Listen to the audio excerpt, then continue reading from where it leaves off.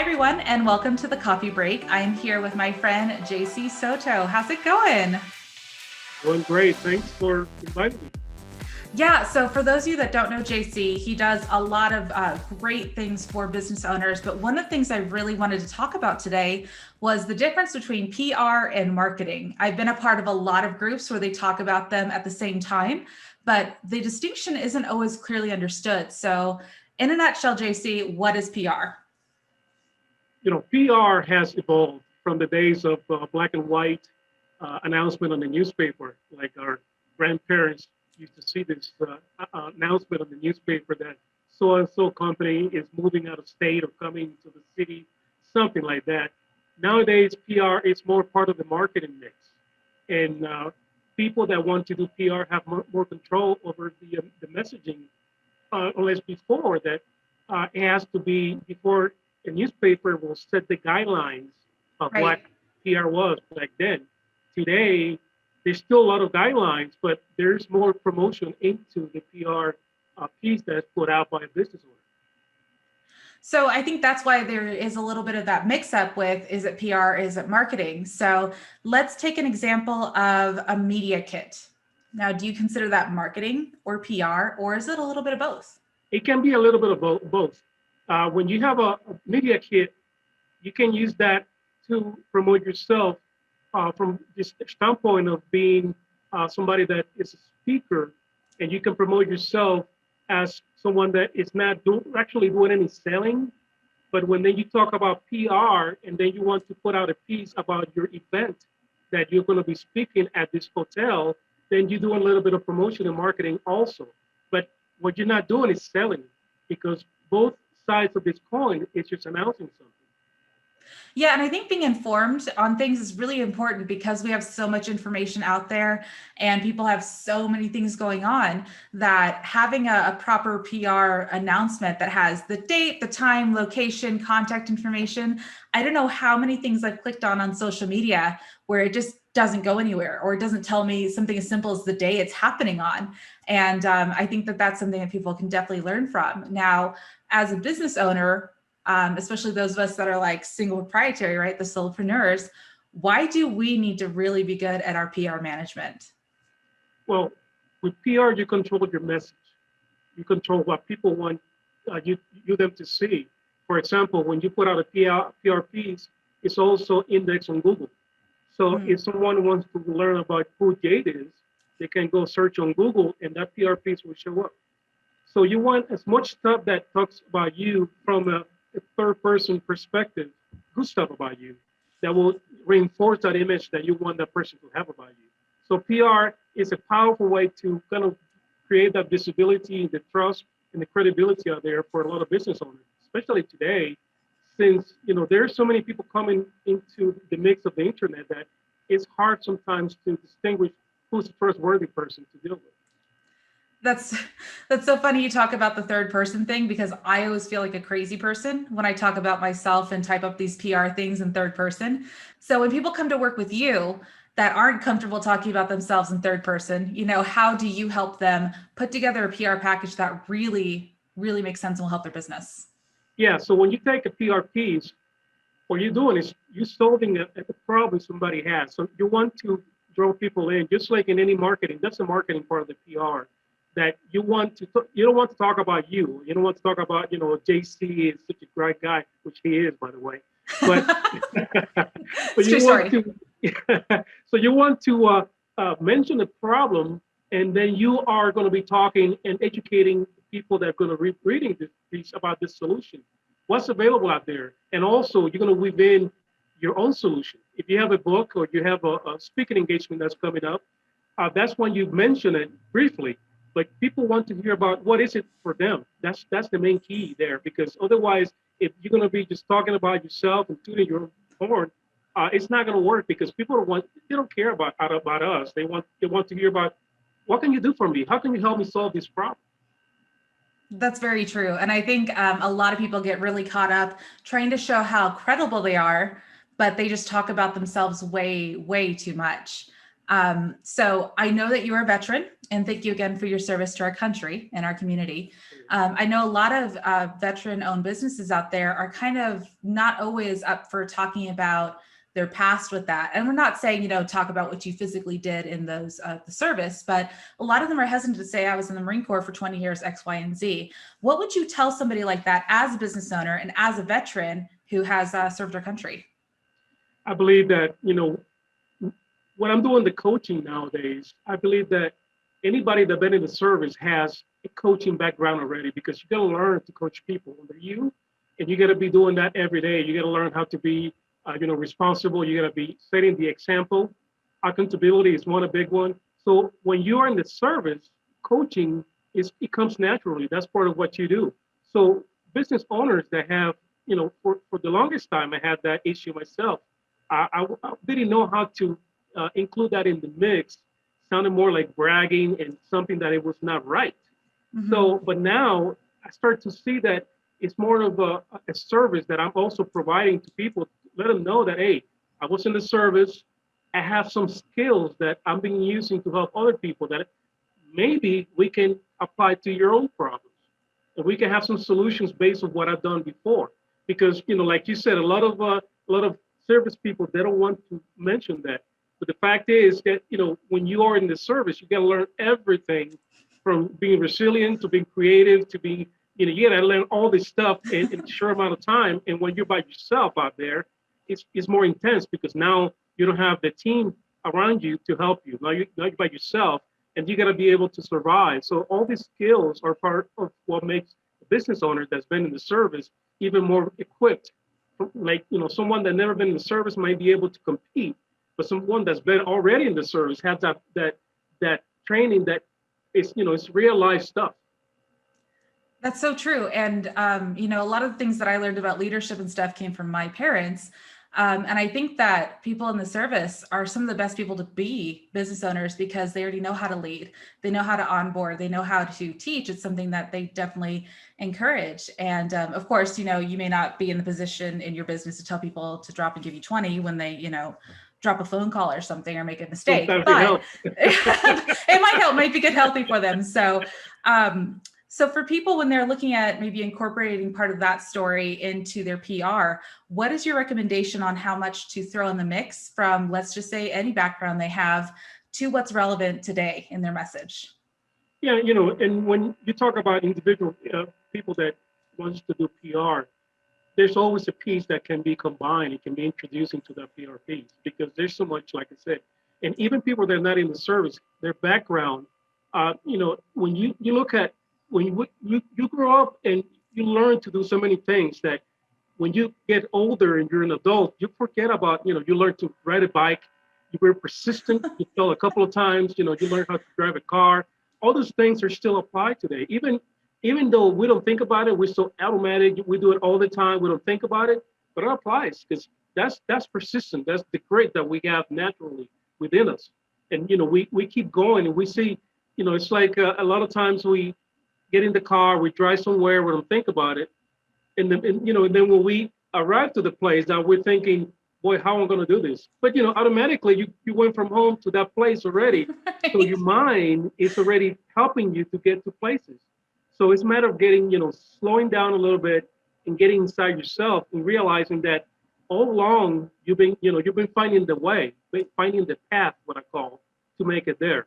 So it's a matter of just, getting connected again to that piece inside of you that's been guiding you the whole time. So when you have a PR piece, that's going to be, part of the whole mix of who this person is and why should I be listening to this person? What's the story here? And like I said, you don't have to brag about yourself, but a lot of people want to know about, is this guy for real? Has he been around enough for me to listen and trust him? So that's part of the things that we gotta get used to, because a lot of people tell you, well, you shouldn't toot your own horn, you shouldn't talk about yourself, you shouldn't brag. Right. It's true, but when you have skills and you can prove the skills and you have the background and you have the experience, people want to hear that. And I think it's a moral obligation to show people that you have it and that you can help them out, because that's what people need. They need you. They need your skills. they need your experience, they need the motivation, they need all this stuff from you. Yeah, and that's a really good explanation for all of that. And you're absolutely right. I know that a lot of business owners I talk to always say the same thing. Well, like, nobody knows I'm here, but I'm so good at what I do, but nobody knows I'm here. And so I think that's where that blend of like, should I be marketing? Should I be doing PR? What should I do? And one of the things that you do really well is what I would call subtle credibility. You have a podcast, you have a book, you have, $1 million clients, you have all these things, within your sphere, but you're not bragging about it because you're still humble with it, but it's still easily found. How did you do that for the rest of us that don't want to be like, look how great I am? Well, I think you have to set the goals and go for that. If you have, for example, one of the things that helps still today is having a book. And a lot of people put that off and pull that off. And I understand because, we help them with that. But having a book, any type of book, it can be a Q&A type of book. It can be stories that people, made it, survive, grit. Any type of book that you can put out that people can see your own story and see who you are there creates a lot of visibility for yourself. And, another thing that I have a question the other day. Somebody asked me, with Facebook being so popular nowadays, do we really need a website anymore? So, my answer was, of course. You don't own Facebook. Right. If they shut you down tomorrow, you lose all contacts, all connections, all friends that work online virtually. So you need a website, and you need a website that's optimized, that tells a story about you. It's not a website from back in 1998 when the internet was started. You need something that's been updated, and when we go to PR, that's another piece that, when you have PR and you have, say, 10 PR pieces out there that show up every time, look up your name, those things start to reinforce the image that people have about who Jade is, who JC is, what is he doing, the podcast, you announce podcast, you're on social media. So it's a mix of things nowadays because you gotta be, it cannot be like in the old days, you can put an ad in the newspaper and people see your smiley face, you put an ad in the TV, and it doesn't work like that anymore. The competition is fierce. So this is a process that has to be top of mind continuously. So when you have a book out there and you have your podcast and you have a good online presence, you don't have to be the best. You just gotta be present. You gotta be visible. People see you, and also share your content, share your knowledge, educate people, constantly educate people. Even your clients. I think that the worst feeling in the world is when you have a product or a service and you had a past client and the client comes to you and say, well, I wish I would have known that you offer the same product or service. I already hired John over there. Yeah, Because they'd rather you stay didn't with you. follow, you didn't educate them, you didn't stay in contact. So, all those things today are necessary to stay in business.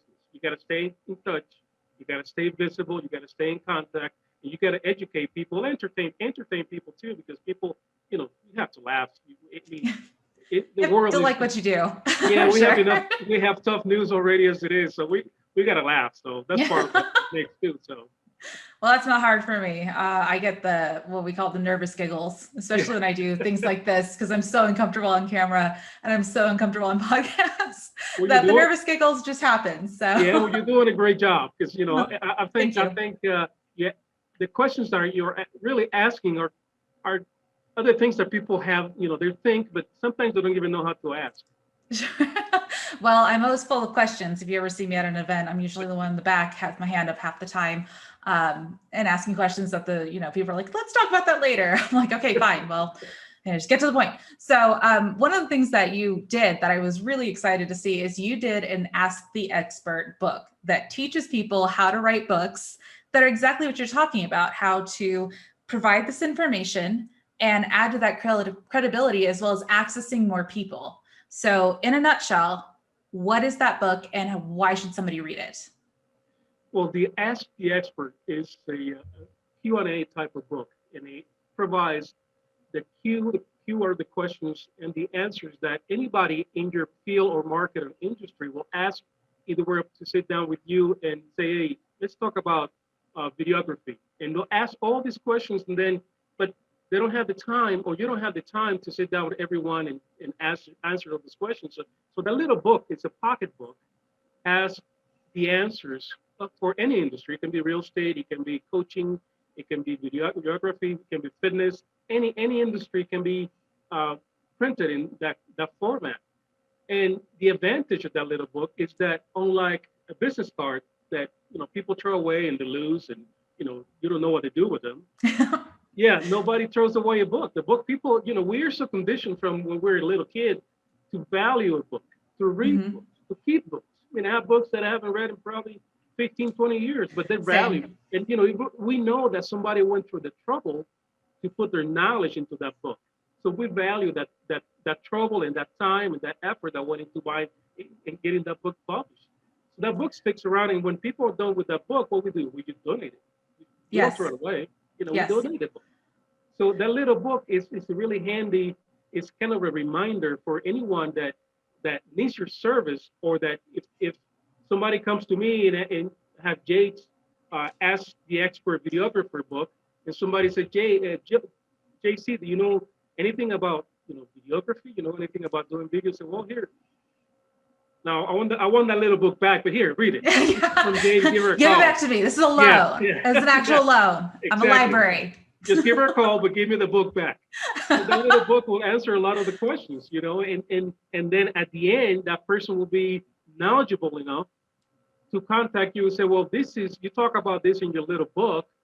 I want to learn more about this, and I want to do this in my business. So, in the past, I used to do more of a pamphlet type of Ask the Expert. It was more for the real estate industry. So now, we kind of evolve into doing this little book that is a pocket book. You can take it with you, and most people, like I said, they throw away a business card, but a book usually have a place in our shelf, on our desk. There's a special place for books, and long term, little book like that, the return on investment is higher than any business card that we can hand out. Right, absolutely. And it's funny that you're saying that with the question and answer format, because I am a person that I do not like to write. I barely wrote at all in school for any kind of paper. I mean, if you ask me a question, I could write about it all day. I think that's what makes it special with this Q&A format, because if I were to ask you, okay, JC, so back in the day when you were in the Marine Corps, what's the first thing that happened? And you could be like, oh, well, we did this, this, and this. And it's just natural because it's something you innately know. And then you can have an editor or a friend, go through and be like, okay, I would not have phrased it like this. I probably wouldn't have put this many curse words when you're talking about your drill sergeant or whatever. But, you have someone else kind of look at that. And what I did, because I have such a hard time with any type of writing, is I did videos of these questions people have, and I'm having someone else transcribe them so I can put it in my Ask the Expert book. And so it's not so much whether you can write, which I think is really important about what you're talking about in that book. And that's a quick read. I mean, we're talking about this book. It is smaller than this sticky notepad. Like it's tiny, but it's not about, quantity on this side. It's the quality for sure. And that I think it's becoming more commonplace, and let me know if you agree, that content and information should be really dense and smaller versus like a 2-hour conference. People want to do like a 15-minute conference. Why do you think that is? Well, people are short on time. They want you to, they want the answers, they want the solution right now. So the Ask the Expert book is a book that sells you. That's the purpose, is to sell you, to position you into that person's or that prospect's mind as the expert. Even Amazon has 15, 30 minutes and 45 minutes and 60-minute read, because people want the facts. They don't want a whole encyclopedia of things. They want what's called a one problem, one solution type of book. Give me my solution to my problem so I can move on and go get it done. Right. So at the Ask the Expert, it's about that. It's about, well, how do I get more clients with video? Just video. I don't want to talk about social media. I don't want to talk about ads. I don't want to talk about anything else. Just videos. So that's what the book is about. So it's like I said, it's one problem, one solution. The book is designed to sell you as that person, and have the little book has your undivided attention when you hand it out. Right. So that's why it's so powerful. And one of the things that you talked about when we talked in person at an event that we were at, you said that the Ask the Expert books and things like that help also vet and educate your clients before they come to you. So I'm sure you're familiar with this because I am. People will look at what we do, and they see the sticker price and they're like, well, wait, why is it worth that? I could buy a camera for $100. Sure, you can do that, but you don't have any of the experience and the editing equipment, and that camera that you buy does not compare to the $5,000 camera I have. But they don't know that. They're completely uneducated when it comes to that. How is it, either within PR, marketing, or your book, or all three, can you educate your customers without necessarily talking down to them? Well, one of the things that you do is video. That's the gold standard right there. Yes. Books, like I said earlier, people don't know what to ask, and they don't know what they're getting themselves into unless you stop them and show them, hey, this is what is involved. It's not that I just sit behind a camera and just shoot. There's a lot more that goes behind it. There's a lot Right. more, getting PR, writing that piece that it will be accepted and people look at it. And hopefully, at the end, when you have those links, people will contact you. So it takes more than just what you see and touch face value. So that little book, like you said, the content that is there kind of opens the eyes of the people that read it, because they're like, wow, I didn't know this is, I didn't know that was part of what I'm supposed to be doing or what I wanted to do. I'm glad I didn't do it. Yeah, I didn't know that, that my phone camera is not as good as the camera that Jade has. I thought they were the same thing. So it takes the education to a new level, because when you have the little book that it's only 50, 60, 70 pages long, it is full of content, and you tell them the layman terms of what you want them to learn about, and they just they start to think about all the stuff that's involved, and then not only what's involved but what all the training that you have gone through to be able to perform and do this service. Yeah, it positions you as the authority, because some of the stuff that we learn, actually all the stuff that we learn, we didn't learn overnight. The Right. stuff, when we charge for something, is because the years of training, the years of falling on our faces, the years of embarrassing yourself, the year of breaking equipment, all this stuff is involved with this stuff. I didn't learn to do websites and PR and all this stuff overnight. I followed my Facebook a few times. I still do. I have to learn new technology. There's new platforms coming on. I mean, back last year when we had the pandemic, and a lot of the PR viewers they just slowed down, and so it kind of put a pinch in my business, because with the Yeah. election going on, with the pandemic going on, everything that's going on, that took precedence over our little guy business.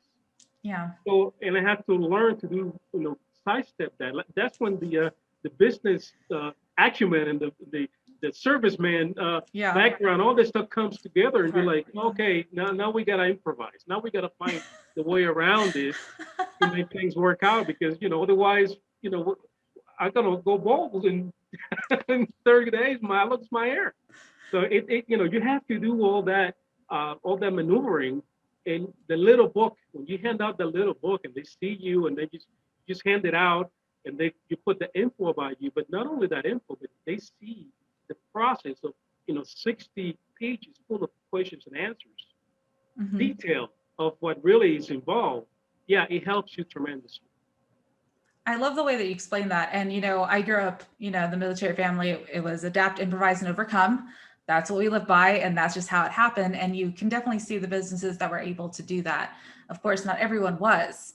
But when we're talking about, kind of what we have here is there's always other options. And if it works for you, awesome. And so that's a big part of this podcast, is just to educate and share with you from all these other people that are survivors out there, that are able to give you that information. So I know that, JC, you do a coaching group that meets twice a month, and you kind of do a Q&A format, which makes a lot of sense because that's exactly what we're doing. But to address specific questions, can you tell me a little bit more about this group and what can people expect? So that's the marketing igniting group coaching. So we meet twice a month on Wednesdays at 1 p.m. Mountain Time, and it's a Q&A. And they have if they can't make it to the live calls, they can email me their questions, and I will answer them live. And they also get the recording afterwards of that meeting. And they also have the ability to meet with me once a month for 30 minutes. And we Oh, do a wow. live one-on-one, and I help them with any marketing issues they have for 30 minutes, no charge, part of it. And all that is part of the whole helping small business owners. And my main goal of that group is not just business, but more marketing to help people out there to stand out and position themselves more as the expert or the authority, or whatever they want to call it, but have that visibility out there that people will kind of look at them more closely and hopefully choose them as, be the priority number one when they come down to choosing someone that will help them out. That's awesome. That's a really great offering. If you want to know more about JC, either get a hold of his book, find out information about his coaching group, and so on and so forth. All that information will be included in the comments below, as well as in the description of this video. So JC, before we say goodbye here, is there anything else you want to leave people with, that last impression? Well, the only thing that I can say is, as far as PR goes, is still viable, still powerful, still useful. And one of the complaints I heard before is that PR doesn't work anymore. I heard people also saying the same thing about TV. I have a person tell me, I was on NBC and I didn't get any business out of it. And I said, well, what do you do after the interview was over? He said, well, I was waiting for the call. Oh, Sales. Sorry, I didn't mean to laugh. That was rude. Sorry. Yeah, well, I was shocked. I'm like, do you know that the power is not doing the interview, but to promoting yourself and position yourself with that interview after it's over. So it goes the same with PR. When you put out that piece out there, don't let it die. Yeah, PR is dead if you let it die. So you gotta take that piece and promote it. Put it on your social media, make a video out of it. Anywhere that you can post something about that PR piece, do that, because that's powerful. And add it to your media kit. Make sure that is mentioned in your media kit. Yes. So it's gonna be more than just I'll do it today, I'll pay for it, it came out and it's over. It takes pushing it. Keep pushing it out there. 6 months later, mention it again. I can't believe it's been 6 months already. Wow. A year. I can't believe it's been a year already. True. You gotta keep doing it. You gotta, tooting your own horn, it still has to be done. You don't have to brag about it. You gotta be, it's like the celebrities. They're always in the news. Maybe something silly and something that is annoying to us, but they're in the news. There's a reason they're doing it. And it's not because they want us to look at their yogurt they're eating or the candy. It's because they want to be remembered. They want to be top of mind. And that's the same thing with PR. You got to keep it out there. Somewhere you have to keep it out there. Put it on your Facebook banner. Put it on your LinkedIn banner. Put it out there all the time. Keep pushing it, and you'll see that. It's like you asked me earlier. How we do have all these parts of my own visibility plan, and this is part of it. You got to keep everything that you have out there so people know that you're capable, that you're available, that you are willing to help out. Well, as you can see, JC is a wealth of knowledge. And, of course, I'm sure he has so much more than this to teach, because if he didn't, he wouldn't be in business. But I like what you were saying about you have to keep nurturing it, keep it going. It's like if you planted an apple tree and never, watered it. Like, well, why isn't it, yielding fruit? Well, you got to keep taking care of it. Like, you did the hard part, yes, but this maintenance needs to happen. So I'm sure a lot of listeners will have more questions for JC. Again, I will share how you can reach him. But again, thank you so much for being here. I really appreciate your time and sharing your knowledge. Thank you. Thank you for having me. This was a lot of fun. And everyone, that was the coffee break.